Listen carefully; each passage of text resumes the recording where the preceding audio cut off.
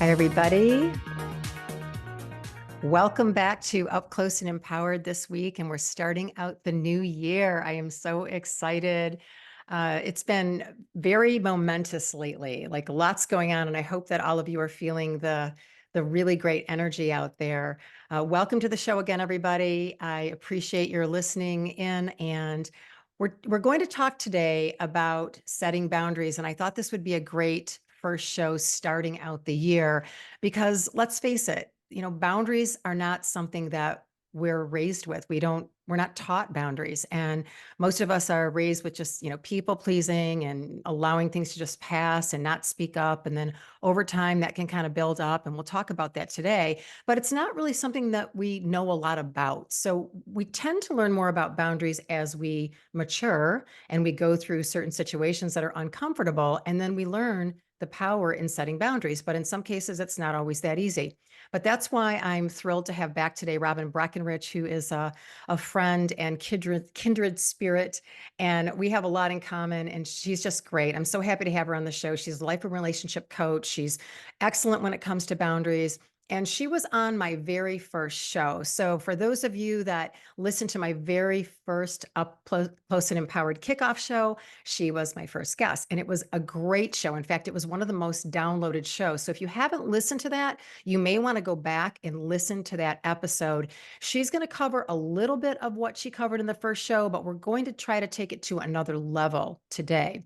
So Robin is, like I said, a life and relationship coach. She has a passion for empowering individuals to enhance their professional and personal relationships. Her background is in behavioral education, and she has been coaching for nearly 10 years. Setting boundaries is like creating a map, like a roadmap. It's the roadmap to our peace, our joy. And I am very big on boundaries when it comes to empowerment. And I feel like it's one of the first things that we really need to do to start self-care, self-love, and to really start to feel strong within. And I'm sure that Robin would agree. So I want to welcome Robin Breckenridge back to the show. Hi, Robin. Happy New Year. Thanks for being here. I'm back. We're back. How are you Thank doing? you. I'm doing great. I'm so excited to be back. I think you're my first goal that I manifested in 2024 because I was listening back to the previous show and you asked me what some of my aspirations were in my career. And I said, I'd love to come back on the show. So here we are. Yes, I love it. I love it. Hey, we might do a third round as well, but as you know, we need to go a little deeper each time, and sometimes there's a lot of variables. In fact, I want to kind of preface that as we start the show today, that depending on the person, the relationship that they're in, whether it's with family, friends, partners, whatever it may be, there's a lot of variables. So a lot of what we're going to talk about today, because we are going to dive a little deeper into some of the tangible things that we can remember and we can do to take action in setting a boundary for ourselves. But again, there are some variables. So this is going to be more in a general sense, but I am really confident that you are going to get some really helpful information that is going to help empower you moving into 2024. So we can just add this to one of the things that we want to really refine in the new year. So with that, Robin, it'd be great for you to maybe just give a little bit of a background on you and, Sure. how you got to where you are, why you like what you do, and how it's transformed your life. What are some of the benefits that people can realize when working on yourself, building a relationship to self, and learning healthy boundaries? Sure. Well, I think you covered a lot in the intro. So the one thing I always like to highlight is, I have certifications and degrees and lots of things that qualify me to do this work. But what's qualified me the most to do this work is my life experience. Like I kind of ruin it when I go and speak about boundaries by telling people I'm not an expert because I'm really good at this. I'm an expert because it's been a very challenging thing for me. So I understand it from everyone's perspective. The boundaries are not easy. And I personally haven't hit the finish line yet. Like this is something that we work on throughout our life. So my background that kind of led me here was probably like a lot of people listening had some patterns of behavior that just really were not working. They were not helping me build the relationship and the life that I wanted to have.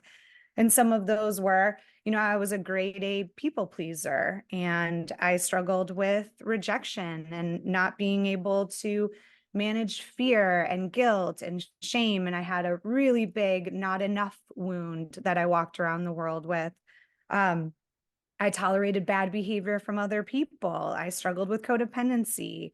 I was really good at being nice and agreeable, but I did not know how to advocate for myself, how to act in loving ways towards myself, and how to protect myself. So ultimately, I had, very little boundaries that I was operating with in the world. And it caused a lot of suffering in my life. And creating or along my path, I was able to find the right people and the right tools, and applying that to my life allowed me to shine that light for other people. And so now I've held the space for, probably thousands of people directly or indirectly. And along that path, I met you, which I'm so grateful for. And now here we are kind of combining our light to shine that path for other people to step into. So boundary work has for sure, probably been one of the most impactful things to me living a healthy life now. And it's ongoing, like we're going to talk about today. I'm going to share some practices, boundary practices that I'm still working on today. Right. And what was the main thing that got you to really start listening to yourself though? What was the pivotal Mm. time when you knew that, you know what, something has to change and I really need to start advocating for myself? Yeah, for me, it was more of a bottom. Some people don't have to hit a bottom that hard. For me, it was just like I got to a place where I could not continue on the way that I was going. I felt very isolated in my relationships. I felt out of my integrity in the way that I showed up in relationships. And I just hit a place where like I could not continue. Now, that's not true for everybody. I'm sure some people can relate to that, but there's a lot of people I work with that are just like, hey, I'm super irritated, or I feel really like I'm carrying a lot of resentment at work or in my relationships. And that's enough of a nudge to say, hey, we gotta try a different approach. Right. Because it's self-betrayal in a way. I mean, if we're not listening to what, you know, our body's telling us, or if we're being resentful in any way, it's really about tuning in. And yeah, so that makes a lot of sense. Well, let's talk about some of the concepts of boundaries. I know you wanted to take our guests through, some of the things that identify, where we need boundaries, when to set them, the importance of them, things like that. So take us through some of that so we can give everybody like a little bit of a scope on the background of boundaries, and then we can dive Sure. into some real live stories Okay. and Well, tangible responses. yeah, I invite everyone to download this episode because I think it would be a really great one to rewind back. I think you're going to get a little bit of life coaching in this episode, and there'll probably be some spots that you want to rewind back to. And I'm going to give some invitations because that's what I do with my clients. So before I even start kind of the overview of boundaries, I want to give everybody an invitation. I'm going to let you guys in on two of my New Year's practices because it is the new year. So it's like a great time to bring this energy in. And one of my practices for the new year is setting a word, like an intentional word for the new year. Most of the time I set more than one. So there's no Yeah, you rules. almost You need can set, 2. You yeah, almost you need can set 2. more. I need 2. Yeah, let's all set two. But I have an invitation that everybody adds the word boundaries to their word Mm, for this upcoming year, because I promise you, if that is something that you give more energy and attention to than you are currently doing now, your life will improve. So right. our show today is about enhancing your boundaries. And just like you said earlier, boundaries are individualized and they're nuanced AF. So I could only give you so much. Sometimes I struggle coming on shows because it's like, oh, if I could only get every detail in the individualized story, I can really help. So keep in mind that like today, you should be able to walk out of this little radio segment, being able to walk into a place of support, knowing what you need in one area of your life. So where Right. we'll start is we'll just start by going over what are boundaries. And of course, like there's a lot of like really great self-help concepts that we're like, oh, I know what boundaries are, but do we really like define them? So I'm going to make it really simplified and give you guys a couple definitions. One, boundaries are your own personal borders so that you know what types of behavior, communication, and interactions are acceptable. Period. Okay, so give us Next, an example of that. well, so, boundaries are going to knowing what type of behaviors are safe, what type of communications are aligned with you and what type of other people's behavior is acceptable, game changer. Right. A lot of times we're walking around in life defensively versus offensively. When we have intentions of like, hey, I know my own limitations, that's something I share with my clients. Like, knowing your own limitations is a superpower. Like, I am Mm. allergic to critical people. It doesn't mean they're bad or wrong. I'm just allergic. I have a reaction to that. I have to know that to be able to protect myself and set Right. my own limits and boundaries when I'm interacting with people like that. Because unfortunately, when I got healthier, not everybody else got healthier with me. Right. And then what happened when you started stepping up your boundaries? Well, very interesting things, like people started pushing back. Some people got angry. And then the most beautiful miracle of it all, some people started adjusting.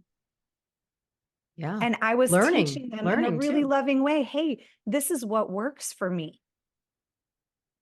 Yeah. No, that's So great. And common misconception. people also see when people are setting a boundary, it's actually admirable, I think, you know, when Yeah. somebody has the self-respect and knows their limits to set a boundary. And I think it's important too, Robin, to let everyone know that, you know, boundaries doesn't mean that we have to be like rude or anything. Like this is No. totally something that we can do out of kindness and caring and firmness and love, right? Yeah, I think when we talk about how to communicate them, we'll touch on that. But there's a common misconception that boundaries are selfish or that they're rude, or that they're like walls. And I wanted Right. to, distinguish boundaries are not walls. Those are two different things. Boundaries are a bridge. And although in the Mhm. beginning of boundary work that can feel a little wonky, boundaries are a bridge that allows you to both connect yourself in a relationship and protect yourself. Right. Not to bring in a lot of other information, but attachment styles, which are really our response to some of the traumatic things that we've experienced, usually we kind of shift into either or. We'll go into like really focusing on a connection or really focusing on protecting ourselves. And boundaries let us do both. Right. And we are going to, I just need to deflect for a minute since you Yeah, brought up attachment styles, because I think it's important that we are going to be covering attachment styles with an expert in that great. field on February 1st. I believe I'm not positive of the date, but it's the first week in February. So for those of you that really want to hone in on attachment styles, that will be a great show to tune in on. So thanks, Robin. And I highly encourage that one, and I will tune in myself. I'm a big fan. I think that's just another really great piece of information to carry with you in this life. So one last one comes from, her name is Terry Cole, and she wrote a book called Boundary Boss, which is a great book if anybody's interested in learning more about boundaries.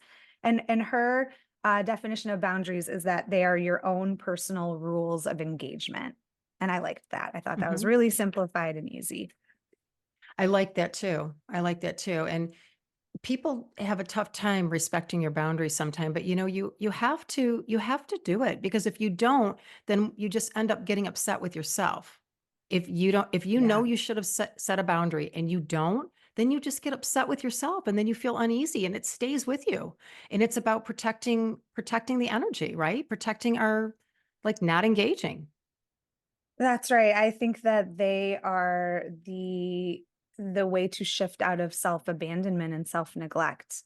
We need us. We need what we didn't get growing up, and one of those things is protection. It's a really important part of having a secure nervous system. 100%. Yeah. So what we'll cover today, now that we've got boundaries, under our belt, what they are. And remember, boundaries are really, in a simplified way, just a way to keep yourself safe, because that's our job. It's no one else's job. That's ours. So Mhm. the formula that I want to teach everybody today on the call is like, because we got some feedback from the last episode of like, okay, but how?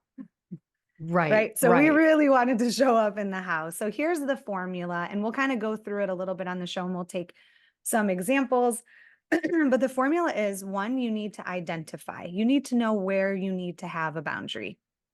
Two, you need to establish the boundary. Okay, how does this look like? What does this look like in an action? Then we need to communicate it. And then there's a little caveat to that. Sometimes we are communicating it to someone else, and sometimes we're not. Sometimes it's an internal boundary and we're communicating it to ourselves. And then the last step in the formula is to integrate or enforce that boundary. Somebody's got to back that boundary up. Okay.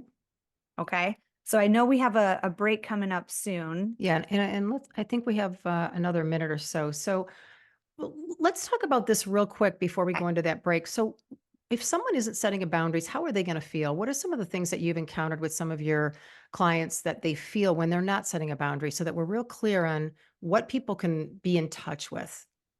I think that anything in the family of anger, pissed off, frustrated, resentful, I think that anger is something I cannot teach people about boundaries without teaching them that anger is the alarm. It's the alert. And when I talk Yeah. about communicating it, so I'll speak about it a little bit later, but it's the alert that you need a boundary. It's an alert that you need to Hmm. get curious as to where a boundary's been crossed, but it is not an invitation to deliver the boundary from. If we're really angry and we deliver a boundary, that's where boundaries gets a bad rap because people are like, geez, can you please not move this? Is an angry response. That's not an invitational question. So we want to make sure that like our approach is going to be better received because when we come across very angry, it's just natural for people to put their shield or defenses up. And we are less Right. likely for that boundary to be heard. Right. And what about when we actually think that we're angry at the person because we're a lot of times we're angry at ourselves for not setting the boundary. I mean, that happens all Yeah. the time. People like to blame others instead of looking at the fact that they had an opportunity to set a limit. So I think that's really important. So I want to put out there for those of you that would like to call in, if you have a question for Robin, you can call in at 888-346-9141 right on the show. So that number again is 888-346-9141, and we'll take your question. We're also going to be going through a few questions that were emailed to me and also direct mailed to me. So we'll talk about some specific scenarios. And then right after the break, Robin is going to dive in a little bit deeper in learning a little bit more about boundaries and where do we start? Where do we begin? We'll be back right after this break. Hi, everybody. Welcome back from the break. We were talking to Robin Breckenridge today on life and relationships, and we're talking specifically on boundaries. So we may be taking a few calls in the moment, hopefully, or a few moments. But for now, we're going to have Robin pick up where she left off on, what next and what is next on our list for boundaries. Okay, rubber meets the road. Ready? So I'm going to let you guys in on my second practice for the new year because I know this is Elevate Your Boundaries in 2024. And typically I have a practice every year where I write out a list and I say, what do I want in this year? And last year was a pretty full year, 2023 for me. So when I went to write the list, I went, oh goodness, I don't think I can have one more thing. I actually think I need to make space. So I had this idea to write out what I don't want and Mhm. specifically what I want to stop doing. And so here we are now, we're talking about boundaries. And when I told you guys about the formula, the first part of that formula was to identify.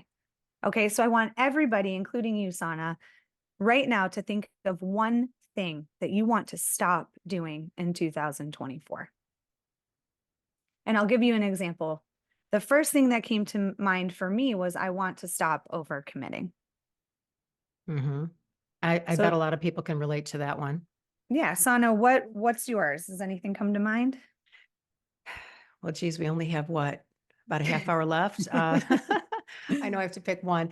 I mean, I guess the first thing would be organizational boundaries. Like, really, Mm, I need to get a little bit more organized because I tend to have these bursts of momentum going on and opportunities and things will come up all at once. And I like I get excited and mm, and I'm really, but it's organizing it where I don't get overwhelmed. So I think that that would mm. be it. Organizational boundaries.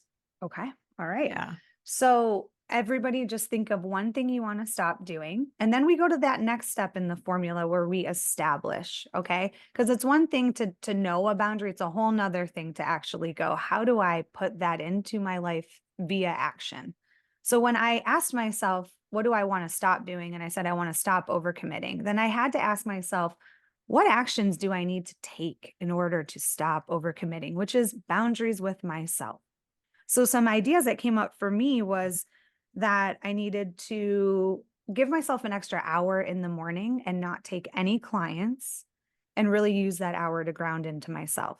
Another action that came to mind was what I call the 24-hour rule. And this is applicable to so many different things, but I decided to tell myself as a boundary that I cannot say yes to something until I've given it 24 hours to process. And within that, I want to really check in with myself.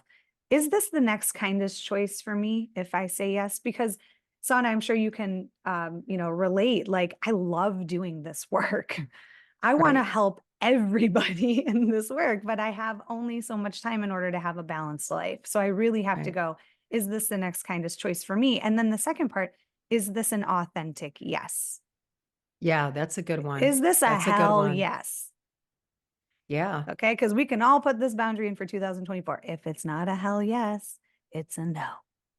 Right. I agree with waiting as well. I do the same thing. I even do that with some texts and emails. I really take my time if I'm really not Mhm. sure on wanting, how I want to respond, or maybe I don't want the interaction right away and I really need to sit with the thought, I will wait. So I like that. I like that, really thinking it through before responding. Great. So I want everybody to think of one action that you could take to stop doing the thing that you want to stop doing in 2024. And if you don't know what, that's a great place to reach out to another place of support. And hopefully at the end of this call, you're going to go, I know exactly what I want to stop. You can consider what's getting in the way of me stopping it. Gosh, am I people pleasing? Or I'm afraid of losing the relationship.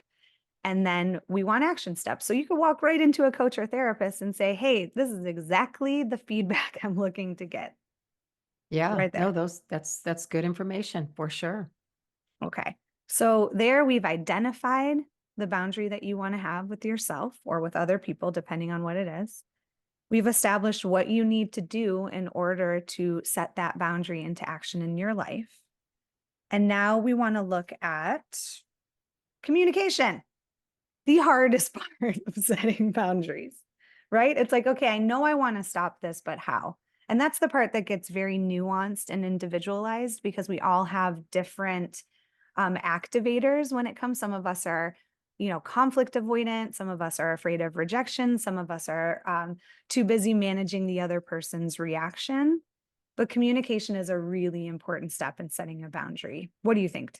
I agree 100%. I agree 100%. It's just very individualized, but I think that there are some basic rules that we can give some info out that can help people. But I think that, the more that you dig in and you find, your attachment style and you do a little bit more of the inner work, then you can see where you really need to be more careful or more cautious in Mhm. setting a boundary. I shouldn't say careful, but more cautious Yeah. in how you set that boundary. And I feel like it's baby steps, don't you, Robin? Like, Oh, when you're not used to setting boundaries, it just seems to make sense that even if we set a few baby boundaries and just see how that feels, like, and it absolutely. feels so good. Like, I see people that feel amazing that I start to work with just from setting boundaries in the first few weeks, like even little boundaries. So it's so empowering.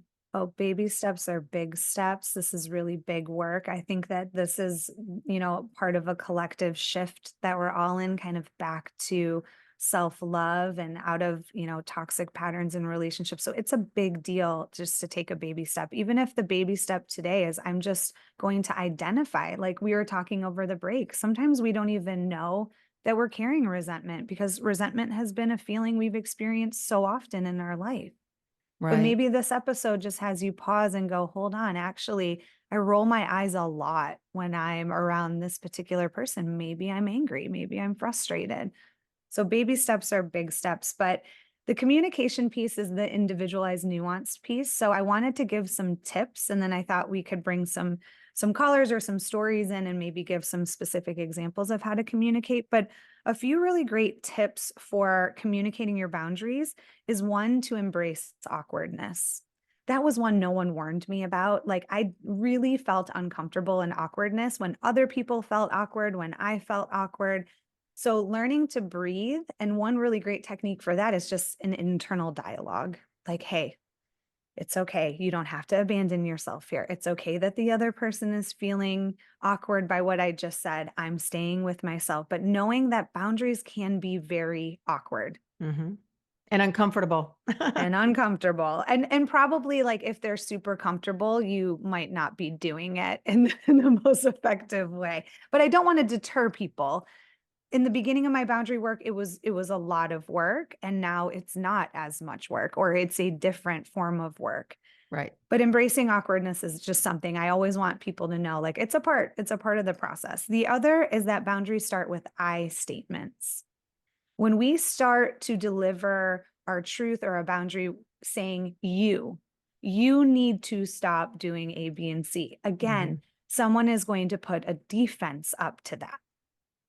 Yeah, they're So gonna it feel is a attacked. right. It is a much better approach to start with an I. So an example of that would be instead of like, you need to stop talking about my weight.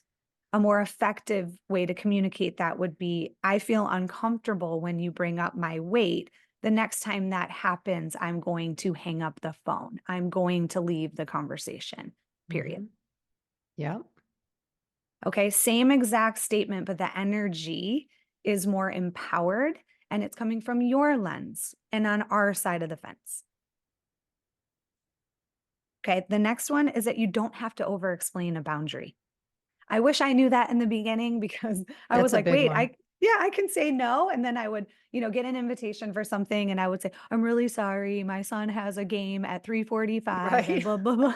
Yeah, exactly, like Right. And I yeah. realized, wait, I could just say, hey, thanks so much for the invite. We're not going to be able to make it. Right, exactly. I think, people do go on a little bit too much with explaining. It's always a little bit of a red flag anyway when people are getting into too much detail. Yeah. Yeah. Well, guilt will have you do that. Yeah, yeah. Not being in touch with your worth will have you do that. Gosh, I don't want to disappoint someone. So I have to make sure they know. And it's okay. It's okay to just say, I can't make it, or that's going to be a no for me. So we don't have to over explain. And then I say this often to my clients, boundaries are not questions, they're statements. Like in the Right. beginning of most people's boundary work, you might catch yourself going, that doesn't really work for me. Is that okay? Is it okay if maybe I come a little later? Like, no, you don't have to ask them for permission. Boundaries don't need consent from the other party. They're a statement. I'm Right. going to be 45 minutes late to that event. If that throws you off, then I understand and I won't come. Yep, yep, just be very clear. And then what we talked about earlier, like use anger to your advantage. Anger is an alert. Now, Mhm. anger in its negative form is rage. We don't want anybody out there raging. If you have a lot of rage, please go talk to your therapist, get a place of support to work it out. But anger in its positive form is that it's the most motivating energy on the planet. Mhm. I Nothing believe it. motivates you more, it will say, "Hey dude, I'm out. I'm breaking up with you. I can't Right. take this job anymore." So use the anger as an alert. And like I said earlier, get curious. When the anger is up, I will guarantee you there is a place for you to insert a boundary.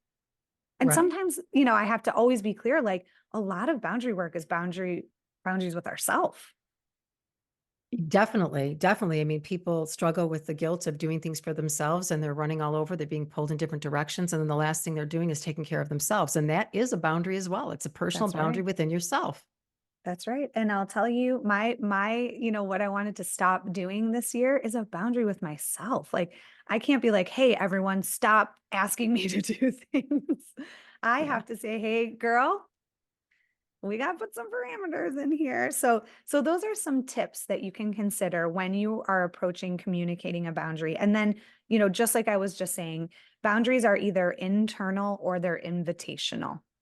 There are some people out there that are not well enough to receive your boundary, and it will Mhm. cause more conflict in your life to communicate it. Okay. Some Right. people come to me and they say, I just really want to tell my dad, blah, blah, blah. And I say, hey, save yourself the grief and go bang your head against the wall. Because that's the equivalent of what's going to happen. He can't receive that. Right. No, There that's are really some people. important. That's really important, and I wanna talk about that for a minute because people once we do start to set boundaries and be an advocate for ourselves, people can resist, and I Yeah. know that that is partially some of the questions that we'll be talking about in a minute, but I think that's pretty general that a lot of people experience that, where they get a pushback or people even Yeah. step up their anger. And, sometimes it's really hard because you have somebody that's really trying to work on their boundaries, really in the healing mode, doing the inner work, setting the boundaries for themselves. And then they start to implement these boundaries and they get this pushback. I mean, and so Yeah. what would you say to someone that's going through that, Robin? Ooh, I think that you will know who the boundary pushers are in your life when you start to have boundaries. And I think, again, not to be a broken record, having some support in that is probably helpful. Like I teach my Hmm. clients a system of how to show up in different ways to different people based off their level of safety for you. But there's one fact in this life that I don't like at all, but it's true. And the fact is that we are powerless over other people's behavior. I don't That's for like it. sure. That's for I sure. definitely No. tried I tried my best when I was younger to be like, make Yeah. that not a true statement. It's very true. So boundaries, they're not an invitation for people to change. Right. They're an Right. And there's people. invitation for you to keep yourself safe. And here's the truth. People either say, "Hey, yes, I can come to the party or I can't or I won't." Right. And when you Right. have a consistent boundary pusher in your life, they're saying, "No. Hmm. Hmm. No, I will not allow you to have boundaries." And then we need to really adjust the way that you show up in that relationship. Yeah, no, I agree. I agree. And I think one of the ways that a lot of the people that I know that I work with, they struggle, even friends, they struggle with the energy, like, with people or a certain place. Like, they can feel the kind of the energy in the place, like if it's a stress energy or, it's just not resonating with their body. And you and I have talked about that a lot, like Yeah. really tuning into your body. What is it telling you? How are you feeling? And then kind of going through a self-check. So how do you guide your clients who are a little bit more sensitive to energy? Mm. I think that people that are sensitive to energy need boundaries more than anybody because we are taking in lots of things and we need to, protect ourselves just, as much as anybody else. So I think anybody um who is empathic, we just have to know our bandwidth. We have to be living and residing in our body enough to know the signals because I teach this to my clients. Like there's been people in my life that were nice and Mhm. I didn't have an issue with them, but when I was around them I just felt off. So Right, one right. tool, which is such a wonderful tool in relationships, is getting curious. Like, okay, what about that person's energy Mhm. doesn't feel safe? And you know what? You'll come up with an answer. I mean, usually I'll go, gosh, they look me up and down when I come in the room and I already feel like a power dynamic or I feel critical energy, but they haven't said anything to me, Right, right. you know? And Yeah, energy doesn't lie, it never lies. for You know, sure, for you pick sure. up. Yeah, no, I think that a lot of people just they really have to get really solid in themselves and grounded and, know that they're gonna go into that situation, know themselves. The better they know themselves, the more they can handle the situation. Yeah. That's what I And think. I also think just knowing your bandwidth Mhm. is really important. Like if you're stressed out because you're an empath or you have a lot going on or you're overwhelmed and you're going into a situation that might be activating, it's okay to own that bandwidth. Gosh, I just don't have the bandwidth for that Right, or for right. that person or that conversation. Yeah, so it's honoring yourself for sure. Yep, and your energy. So we are going to be taking another break in another minute here, but we Ooh. have a few more things that we're going to go through, and we're going to start taking some scenarios because I have some people that wrote in, and I know that some of you listening will be able to relate to these type scenarios. I have three specifically. I don't know if you're bringing any in, Robin, as well, but I'm sure we'll be able to elaborate on this. And again, I think a lot of people will be able to relate. So again, I'm going to put the number out there if anybody wants to call in. We still have some time before the end of the show. It's 888-346-9141. And as Robin mentioned, maybe listen to the very first show that we did together because it's more of an introductory, but it was really good. It was a great show. This is just getting a little bit deeper into what boundaries are about and how to work with them, how to take Mhm. action. And I know that we're going to talk about some unsolicited advice Ooh, boundaries too, because that's one that a lot of people struggle with. It is just a nice way, and we can answer that after the break. But yep. what happens when people give us unsolicited advice, or they keep like pressuring, or like, they have strong personalities and they kind of keep coming at us. This is something that I know a lot of people have a hard time with, because that Yeah. energy again is really powerful, and they don't know how to, like, whoa, like, how do I handle it? So let's answer that right after the break. We will be back in just a few minutes, and we will wrap up this session of boundaries, elevating boundaries in 2024. And this is going to be a great year. Like, I don't know. I think all the seeds that we planted are going to be harvested this year. Are That's you with right. me? Are you with I'm me? with you. Yeah. Hallelujah. Okay. All right. So we will be right back after this short break. Hi, welcome back, everybody. So we are on a roll now, and we have to condense a lot before the end of the show, but we have some really great information that we're going to talk about regarding boundaries. And right before the break, I had asked Robin about, what do you do when people give you unsolicited advice, or, they're pressuring you in some way to like come visit, or, they don't want to take no for an answer and they want to just give you their input. What do you do in that type of situation? Okay, well, first of all, no one likes unsolicited advice. So it's a really great practice. And this would be for us that when you are giving someone your opinion, feedback, to ask if they're looking for it. Hey, are you looking for feedback on this? Are you looking for my opinion on Hmm. this? And Hmm. allow them to say no. A lot of times people just want, a sounding board. They just want to be heard. So when I started realizing the unsolicited advice in my life and how much I didn't like it, I started really being aware of how many times I said, you need to someone in my life without asking first. So that's a Yeah. really great practice. Or even when you have something that you want to process with a friend, saying, hey, I got something really going on here. Do you have some time for me to process it? But asking first is really important. But a Yep. great boundary for you to have with someone who is giving you unsolicited advice, because we always want to kind of bring empathy in. I know that like anger is going to be there to be like, oh, this person, but we want to Right. bring empathy in because we're all kind people in our integrity. But a great boundary for that would just be like, hey, I know you're trying to be helpful, because I think that's what people are trying to do. And most of Hmm. us are Hmm. struggling with codependency, and it's very hard to see people we love struggle. So just acknowledge that. I know you're trying to be helpful and I appreciate that. However, I'm not looking for advice right now. Yeah. Yeah. And Yeah. what would be really helpful is if blank, if you just Mhm. listened, Mhm. or Sometimes I if you just say, waited "Thank until I you." asked. Some Yeah, what do you think about that? Like, I might just say, "Well, thanks. Thanks for your that's interesting. Thanks for your feedback," or just, "Thank you." Like, just to kind of, like, neutralize it, like, yeah. I think that that works too. Or what There's are your so thoughts many on I that? mean, there's like a spectrum of approaches when it comes to boundaries. Sometimes we can like Right. I call it dropping the ball of bad behavior. Like you can drop the ball, you can throw it back at someone, or you can hang on to it and hold on to it for the rest of the day. Sometimes we do that. Right. But I think Right. in what you're describing, it's kind of like dropping the ball, like, cool, great, and then not engaging with it. But if it's Right. something that we feel like we need to address, or it's a Mhm. habitual thing, then you can name it and say, hey, I know you're trying to be helpful, but this is Yeah. actually what I'm looking for as far Yeah, as because if somebody feedback has a really goes. strong personality and they're, like, really, just really pushing, then you really kinda have to say that for sure. Yeah, and then if it Yeah. continues after